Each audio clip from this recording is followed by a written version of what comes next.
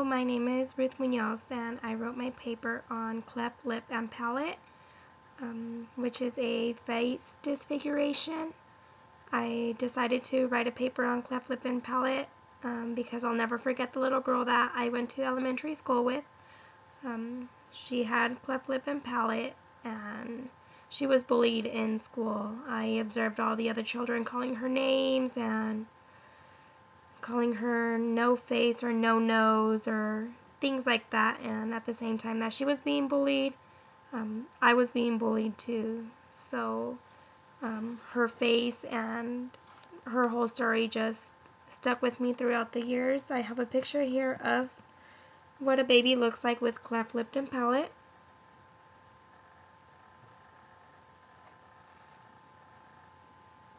You can see here their nose and their lip kind of connect at the same time. In my capstone paper, I included the stress that it could put on a family and the stress that it could put on a child. I know that body image is a huge thing. Even for very young children, they care a lot about their image. I've never personally really cared about image, but I did develop at a very early age, and I think that was the reason for me being bullied. But to have children care a lot about what type of shoes they're wearing, if they're name brand, if they're not name brand, how their hair looks, how their eye color is, and things like that. Basically caring a lot about what they look like. And earlier this year, I started reading a book called Wonder. It's about a little boy who was born with cleft lip, and he talks about how his family wanted him to start going to school, and because he was being homeschooled because his parents were afraid of the bullying and the name calling and how that would affect him growing up.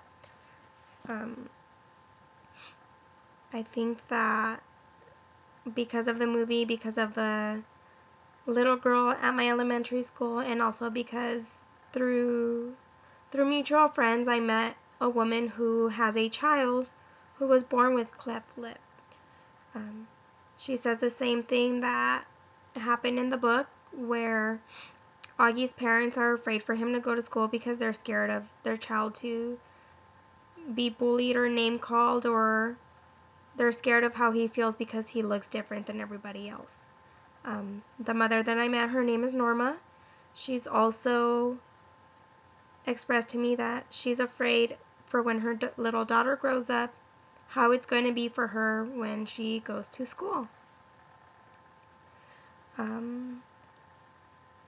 I feel like image is important to other people, and that's what causes a lot of the bullying. If you're not wearing the name brand clothes, if your hair isn't a certain way, things like that. So in my capstone paper, I wrote about the stress. So the stress that the mother that I spoke to, her daughter doesn't even go to school. She's still a toddler. She's scared for her to go to school because she is afraid of all of the bullying that her daughter may or may not get, of how her daughter might feel shy to go to school. In the book Wonder that I read, the little boy, he wants to go to school, but he's nervous. His parents are nervous also, but it's I won't give it away for those of you who haven't read the book. And there's also a movie that came out. I haven't seen it yet, though. I wrote about that. I think that being different and looking different has a lot of effects on children as they grow up, which would be social and emotional. I don't know if you've seen previews to the movie of the book Wonder, but Augie is the main child. He wears a helmet to cover his face.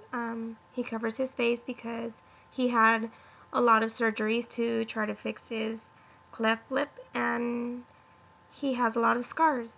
So I think that having scars on your face, or not having a nose, or your lip looks different, I think that a child might feel stressed about how they look, and that would make it difficult for them to socialize. Emotionally growing up, I know that I went through bullying, and it was very hard for me to wake up and go to school every day because I would be pushed. Some little girls cut my ponytail off with scissors, and I would just be called names all the time. Even really mean words, because I did develop early.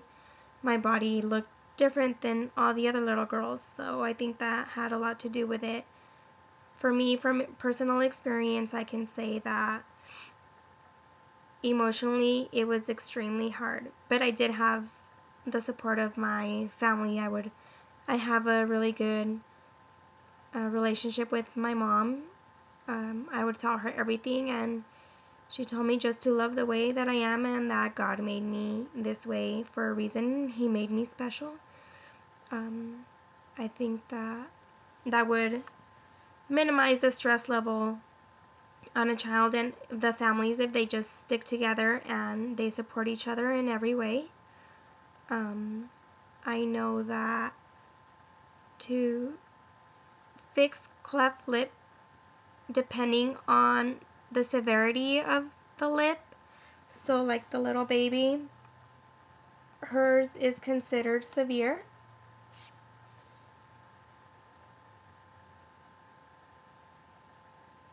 There you go.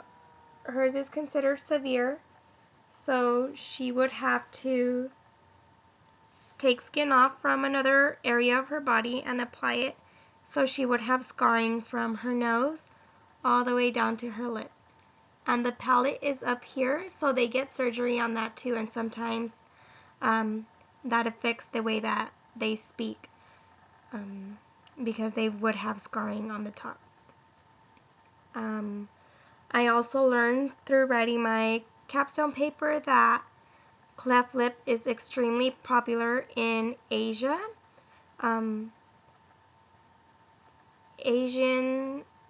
The Asian community and the Indian community have a lot of children who are born with cleft lip and palate. It's not that popular in the United States, but some children do get it, are born with cleft lip and palate. And that pretty much concludes my video. I hope you guys learned a little bit about cleft lip and palate. I do have more videos, more pictures to show.